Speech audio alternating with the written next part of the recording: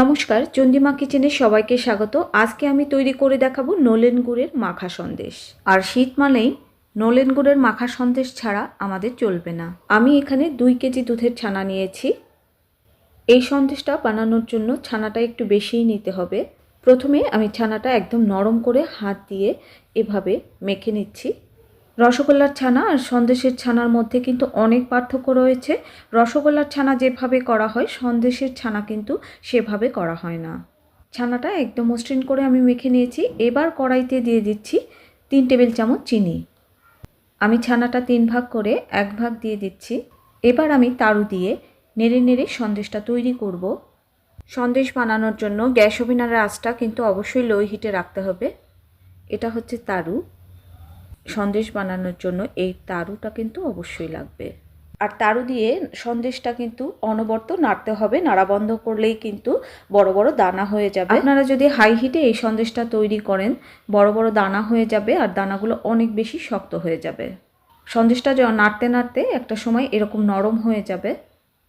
এবার সন্দেশটা আমি খুন্তি দিয়ে একটু এক জায়গায় করে নিচ্ছি।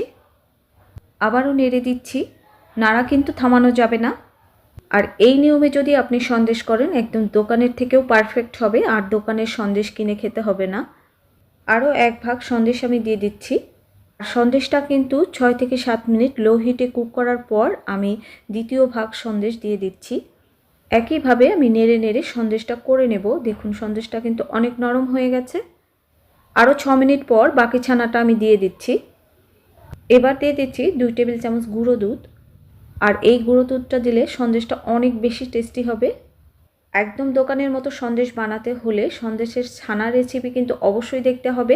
ছানার রেসিপি না দেখলে আপনারা কখনোই কিন্তু দোকানের মতো পারফেক্ট সন্দেশ বানাতে পারবেন না।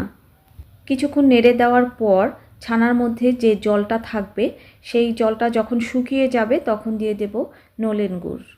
আমি এখানে সর্বমোট 5 টেবিল চামচ নলেন গুড় দিয়েছি। এখন দিয়েছি 4 টেবিল চামচ, পরে আমি আরও 1 টেবিল চামচ দিয়েছি। সন্দেশটা কিন্তু অনবরত নেড়ে যেতে হবে।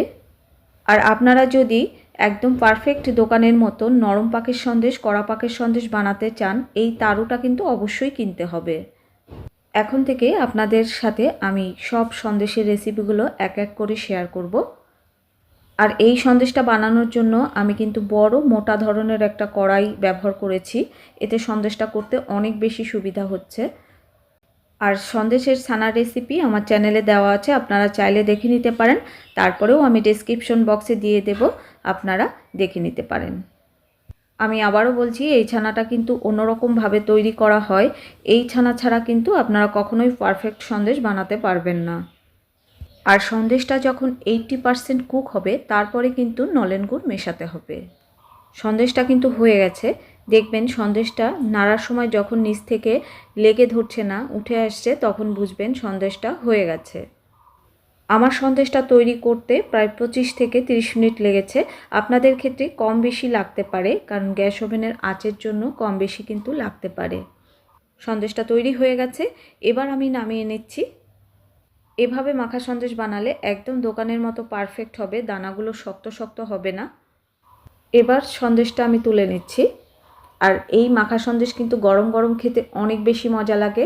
আপনারা চাইলে গরম গরমও খেতে পারেন, আবার ঠান্ডা করেও খেতে পারেন।